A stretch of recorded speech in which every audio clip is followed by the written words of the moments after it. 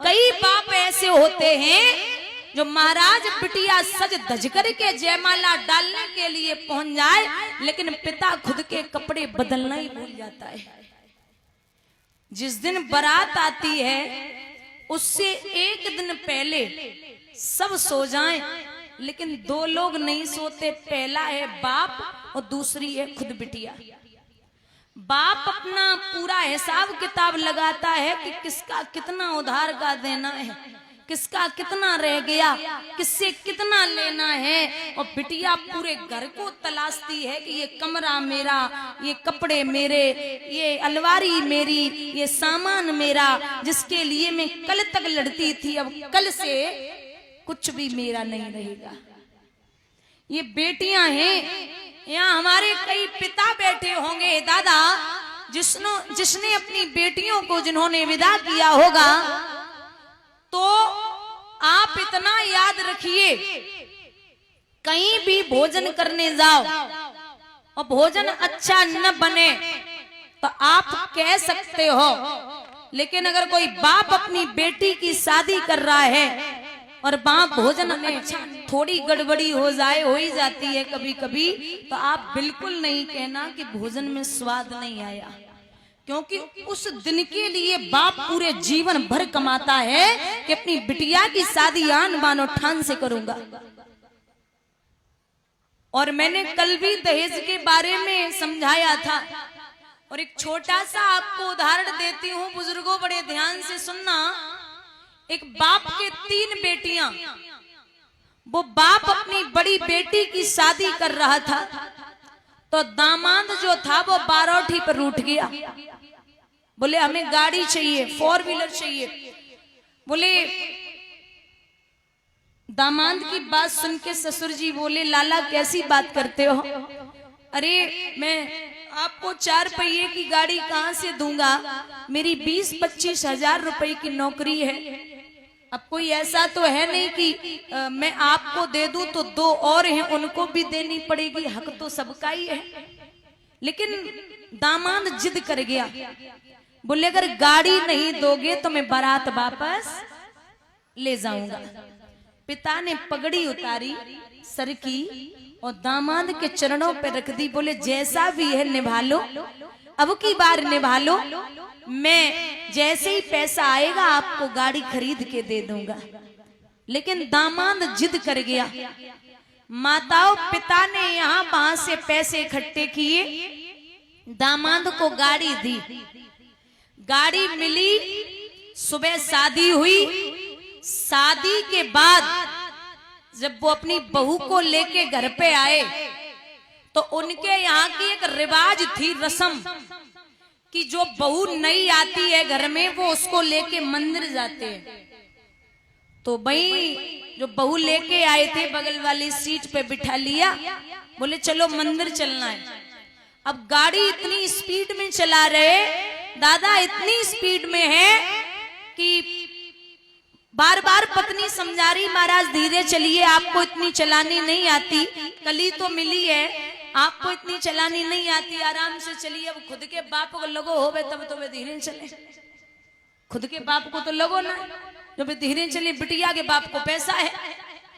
जैसे ही मंदिर के पास पहुंचे तो एक भिखारी, लंगड़ा था, विकलांग भिखारी, बैसाखियों का सहारा लेके सड़क पार कर रहा था। तो जब तक गाड़ी कंट्रोल की तब तक भिखारी के छूने से बची। अब साहब ने अपनी गलती नहीं मानी, आग बबूला हो गए, खिड़की खोल के उतरे, बोले जवाब दिया क्यों रे, लंगड़ा तो है ही, अंधा भी हो चुका, इतनी बड़ी गाड़ी तुझे दिखाई नहीं दी, अगर तू मर जाता तो तेरे रोने वाले नहीं थे, अगर ये गाड़ी टूट जाती तो हरजाना कौन तेरा बाप देता। अब इतनी तेज चिल्लाए, भिखारी तो डर गया। पत्नी गाड़ी से उतरी, उसने 100 रुपए निकाले और भिखारी को दे दिए। अब साहब और आग बबूला हो गए, बोले तेरे जैसे लोगों ने भिखारियों के दिमाग खराब किए, इसे पैसे देने की क्या जरूरत थी, चल पैसे वापस कर। पत्नी ने पति का चेहरा देखा और जवाब दिया, जबान संभाल के बात करो। बोले क्यों? बोले इसके तो पैर नहीं है, तब ये रोड पे खड़े होके भीख मांग रहा है, वो ये घर से गरीब है तब ये भीख मांग रहा है। तुम्हारे तो पैरों सही सलामत है, घर से ठीक ठाक हो, तो मंडप के नीचे बैठ के हमारे बाप से भीख मांग रहे थे, तुम्हें शर्म नहीं आई? अरे शर्म कर लो, इसके तो कुछ है ही नहीं, तब ये भीख मांग रहा है। तुम्हारे तो सब कुछ है, तब तुम हमारे बाप से भीख में गाड़ी मांग रहे थे। चाहे वो रोड का भिखारी हो, चाहे वो मंदिर के अंदर मांगने वाला भिखारी हो, चाहे वो मंदिर के बाहर खड़े होने वाला भिखारी हो, भिखारी सब ही क्वालिटी अलग अलग है। बोलिए गोविंद भगवान की। आप वो करिए, क्योंकि मैंने कहा है कि आप बेटों और बेटियों में, ऐसे आज भी किसी संत के आप चरण छूना तो संत ये बिल्कुल नहीं बोलेंगे कि पुत्री देवो भव, संत यही कहते हैं पुत्र देवो भव। बेटा आन है तो बेटी सम्मान है, बेटा सुर है तो बेटी तान है, बेटा गंगा है तो बेटी धार है, बेटा दीपक है तो बेटी चिराग है, और बेटा एक कुल का नाम रोशन करता है तो बेटियां दो दो कुलों को उतारती हैं। पढ़ाए जाते हैं बेटे, पढ़ जाती हैं बेटियां, लाड़ लड़ाए जाते हैं बेटे, लाड़ लड़ जाती हैं बेटियां, खिलाए जाते हैं बेटे, खिल जाती हैं बेटियां, और उड़ाए जाते हैं बेटे, कल्पना चावला जैसी उड़ जाती हैं बेटियां। आप अगर आपके घर में पहली संतान बेटा हो जाए तो ये समझ लेना आप भाग्यशाली हैं। पहली संतान अगर बेटा हो जाए तो आप समझना कि आप भाग्यशाली हैं, और माताओं अगर पहली संतान बिटिया हो गई तो आप ये समझ लेना आप सौभाग्यशाली हैं। बहुत बड़ा कलेजा होता है उस बाप का जिसके यहाँ पहली संतान बिटिया होती है। भोले बाबा को विदा कर रहे राजा हिमांचल, जब विदा होके आई तो बोले आपको तो कुछ नहीं चाहिए? बोले नहीं,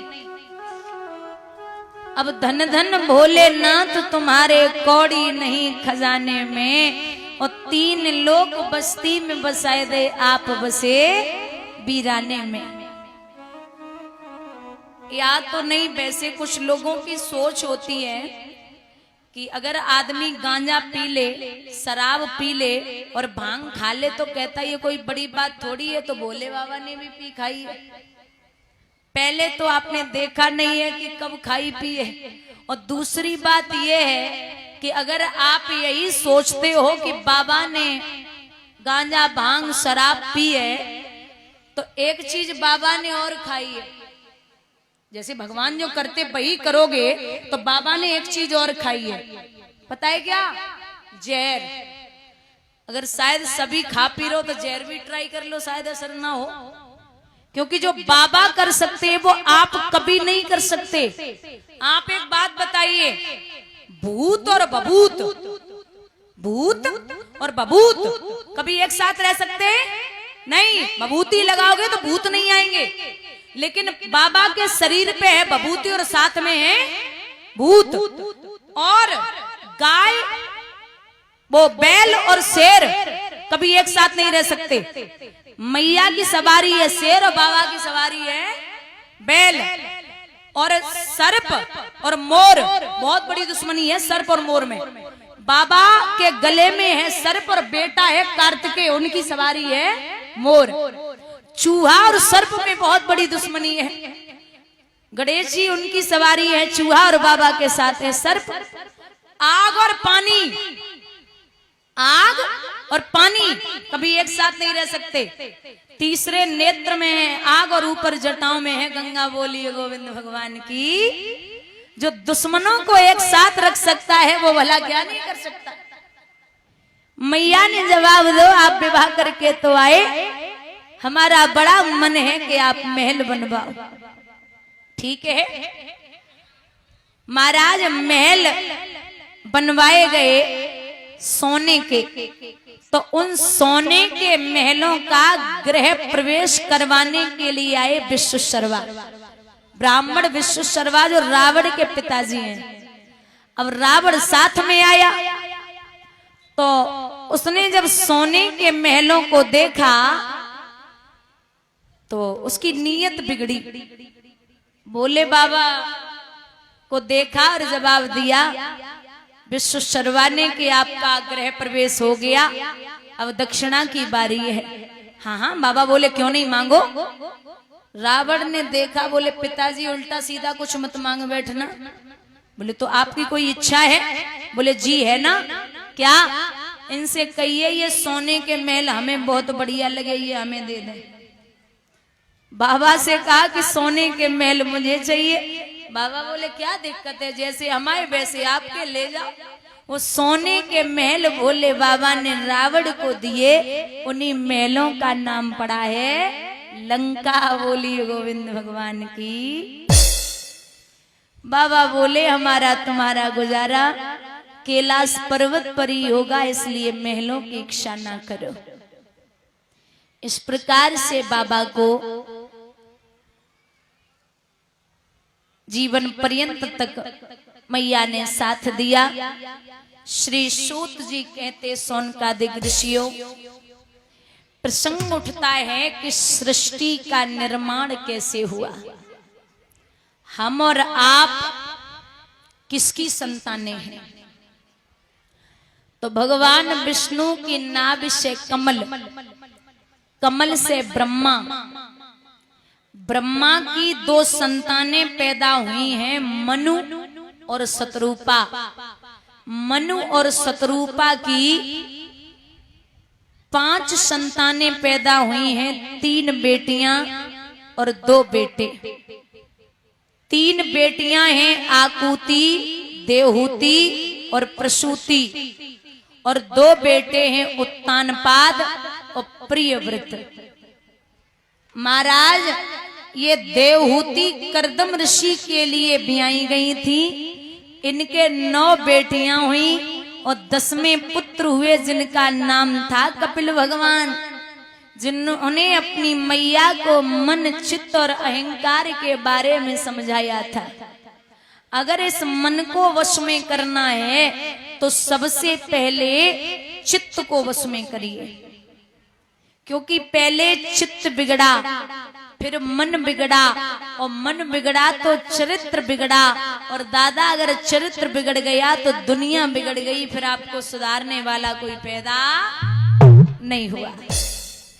ये मन जो है, एक किसी संत ने कहा है कि मन गधे के समान होता है। अगर एक बार उल्टा चला दिया तो ये उल्टा ही चलेगा, और उल्टा बहुत जल्दी सोचता है। इतनी अच्छी बातों को नहीं समझेगा ना, अच्छे रास्ते पे चलेगा। उल्टा चला दो बढ़िया तरीके से चलेगा। पहले के जो धोबी हुआ करते थे वो गधा रखा करते थे, तो जब कपड़े धुलने जाते थे तो गधे को ले जाते थे। कपड़े धुलने के बाद सुखा के गधे पे रख के तब घर आते थे।